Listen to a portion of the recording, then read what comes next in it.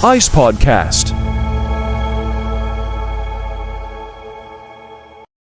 Assalomu alaykum qadrli o'quvchi. Demak, sizlar bilan ICE Podcast kanalida yana bir bor ko'rishtiramiz va bugun sizlar bilan o'rganayotgan ingliz tili grammatikasi darslarimizni davom ettiramiz.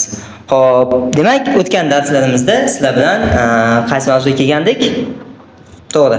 O'tgan safar sizlar bilan demonstrative pronouns haqida gaplashgan edik. Xo'p, esingizda bo'lsa, 4 xil so'zdan foydalanar edi inglizlar ma'lum bitta obyektlarni uzoq yaqindaligini, birlikda yoki ko'plikdaligini ifodalash uchun. Bular this, that, these, those edi. Endi bugun ana shu mavzuyimizni mantiqiy davomi sifatida demak subjective hamda possessive pronouns haqida gaplashamiz. Demak, bu pronounlar nima vazifani bajaradi? Bu olmochlar qanday holatda qo'llaniladi? Shular haqida gaplashamiz. Xo'p, o'zbek tilimizda men, sen, u, biz, siz, ular kabi iboralardan foydalanamiz. Mana shu iboralar demak gapimizni uzun bo'lib ketmasligini oldini oladi. Misol uchun deylik, Husanboy hozir telefon o'ynayapti. Mana haqiqatan telefon o'ynab o'tiribdi, kamerani yoqib qo'yib. Xo'p, endi keyingi gapda aytaman. U o'zi har doim telefon o'ynaydi deyman. Va tasavvur qiling, endi ana shu pronounlar bo'lmaganda nima bo'lardi? Husanboy hozir telefon o'ynayapti, Va u emas, Husanboy har doim telefon o'ynaydi. To'g'rimi Husanboy? Hammasiga kulib qo'ydim. Takrorlayman. Hammasiga kulib qo'ydim. Shunaqa bo'lib ketardi gapimiz. Ya'ni gapimiz uzayib ketmasligini oldini olish uchun mana shu pronounlar o'ylab topilgan. O'zbek tilida ham bor bu, ingliz tilida ham. Xo'p, aka, gap uzoq cho'zmaymiz. Hozirga demak pronounlarni inglizcha va o'zbekcha variantini demak qisqacha aytib o'taman. Undan keyin demak keyingi bosqichlarga o'tamiz. Aytmoqchi, shuncha gapni gapirib bo'lib aytib qo'yay. Mana shu men, sen, u, biz, siz, ular kabi pronounlarimiz bular subjective pronouns deyiladi. Ya'ni subjective degani bu subject o'rnida ishlatiladigan pronounlar. Ya'ni bilamiz, subject bu ega. Ega esa doimo ingliz tilida ham, o'zbek tilida ham gapning boshida keladi. Ya'ni subjective pronouns ham nima ekan? Gapning boshida kelar ekan. Juda to'g'ri. Okey. Endi pronounlarni demak ko'rib chiqamiz. Ingliz tilida men degan so'zni ifodalash uchun demak I degan iboradan foydalanishadi. I degani demak men degani ekan. Xo'p, endi sen, siz, sizlar demoqchi bo'lishsa, bilasiz, ingliz tilida sen, siz, sizlar degan so'zlarning o'zi yo'q. Ya'ni bizda hurmat ma'nosi uchun kattaga yoki ko'pchilikka siz, sizlar kabi so'zlardan foydalanamiz. Lekin ingliz tilidan tarjima qilingan kinolarni ko'rsangiz, nima? U yerda unaqa so'zlar yo'q. Mana shu kichkina 3-4 yoshli nabira ham bobosiga senlab murojaat qiladi yoki sizlar murojaat qiladi, kichkinalarga kattalar ham.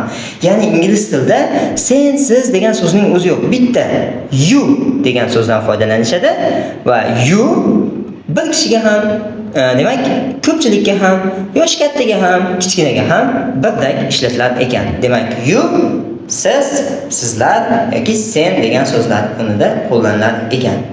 Undan so'ng biz, we, demak, we biz degan ekan. Xo'p, undan keyin yana nima bor? Ular.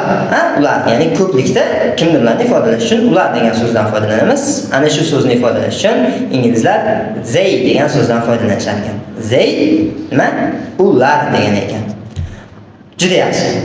Endi shu yergacha keldik. Shu yerda bitta pauza qilamiz. Ya'ni u degan so'zni ifodalash uchun o'zbek tilida bitta u bor. Ana shu o'yimiz o'g'il bola uchun ham, qiz bola uchun ham, hayvonlar uchun ham, narsa predmetlar uchun ham foydalanaveradi. Ammo inglizlar bunaqa emas. Inglizlar u degan so'zni agar o'g'il bola bo'lsa boshqacharoq shaklda ifodalaydi, qiz bola bo'lsa boshqacharoq shaklda ifodalaydi, hayvon yoki narsa predmet bo'lsa ham boshqacharoq u degan so'zdan foydalanadi. Demak, he degan so'zimiz he o'g'il bola uchun u degan ma'noni bildiradi. Misol uchun, boya gapimizga qaytamiz. Husanboy is playing phone. He is always playing phone. Husanboy telefon o'ynayapti, u qachon qarasa telefon o'ynagan. Bu yerda he'dan foydalandik. Sababi Husanboy o'g'il bola bo'lgani uchun. Endi agar uning o'rnida qiz bola bo'lganda biz she predlogidan foydalanar edik. Predlog deb oldim, pronoundan. She demak pronoundan foydalangan bo'lardik. Demak she qiz bola uchun u degani ekan. Undan so'ng it demak pronounimiz it bu narsa buyumlar uchun va hayvonlar uchun ham inglizlar it degan so'zdan u degani sifatida foydalanishadi. Okay. So, demak biz subjective pronounsni o'rgandik. Demak, subjective pronouns bular I, you, we, they, he, she, it ekan. Endi tasavvur qiling. Mana shu subjective pronounimizga, ya'ni o'zbek tilidagi men, sen, u, biz, siz ularga ning degan qo'shimchani qo'shib qo'ysak nima bo'ladi? Misol uchun, Maqsudbekning mikrofoni, Bu gapdan nima tushundingiz? Mikrofon kimga tegishli? Menga, ya'ni Maqsudbekka tegishliligini tushundingiz. Uyning eshigi. Demak, bu gapimizdan nima tushundik? Eshik bu uyga tegishli. Ya'ni ning degan qo'shimcha o'zbek tilida egaligini bildiradi. Ya'ni ma'lum bir narsaning yoki kishining boshqa narsa ustidan egaligini bildirib kelar ekan. Demak, o'zbek tilida bitta ning degan qo'shimchani mana shu yuqoridagi subjective pronounlarimizga qo'shish orqali biz ana shu egaligini bildiramiz. Ammo ingliz tilida sal shu joyda boshqacharoq. Ya'ni ingliz tilida biz ning degan qo'shimchani qo'shib qutulib keta olmaymiz. Ya'ni biz ning degan qo'shimchani qo'shishimiz natijasida ingliz tilida gaplarning, aniqrog'i so'zlarning o'zagi butunlay o'zgaradi. Ya'ni uning shakli o'zgarib ketadi. Ya'ni I degan subjective pronounimizga biz ana shu men degan edi. Mening demoqchi bo'lib, ning degan qo'shimchani qo'shmoqchi bo'lsak, I my ga aylanadi.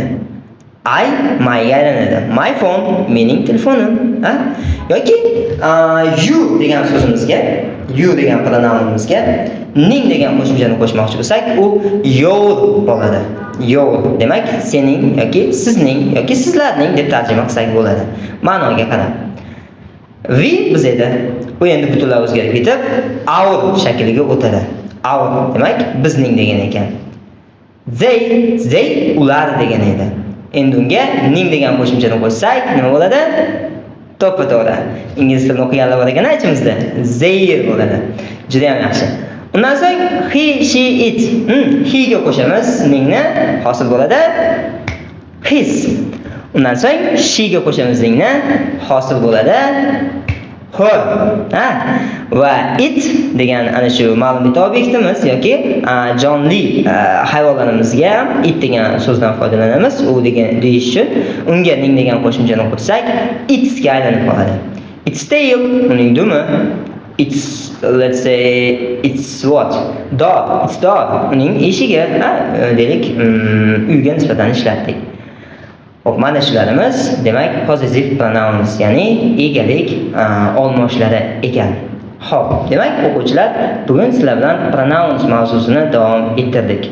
Ya'ni hozirgacha biz sizlar bilan 3 xil shakldagi pronouns, ya'ni demonstrativ, possessive hamda subjective pronounslarni ko'rib o'rganib chiqdik. Umid qilamanki, sizga demak mana shu qisqacha bayon qilganlarimiz demak manzur bo'ldi. Videoni qaytadan ko'ring, to'xtatib ana shu so'zlarning tarjimasini va ularni demak ana shu subjective pronounimizning possessive pronouns shaklga o'tishini daftaringizga yozib qayd etib boring. Hop, va iloji bo'lsa example'larni tutsangiz ham bo'ladi. Misol uchun my phone, your microphone va hokazo. Shu shaklda kommentariyada tuzib qoldiring. Men imkon qadar ko'rib hammangizga kommentda javob qaytarib chiqaman. Hop, demak darslarimiz davom etadi. Shu yergacha ko'rayotgan bo'lsangiz, ishtiyoq qo'shilmang. Hali oldinda bizni uzoq va qiziqarli sayohat kutmoqda. Okay, here we go. ICE Podcast.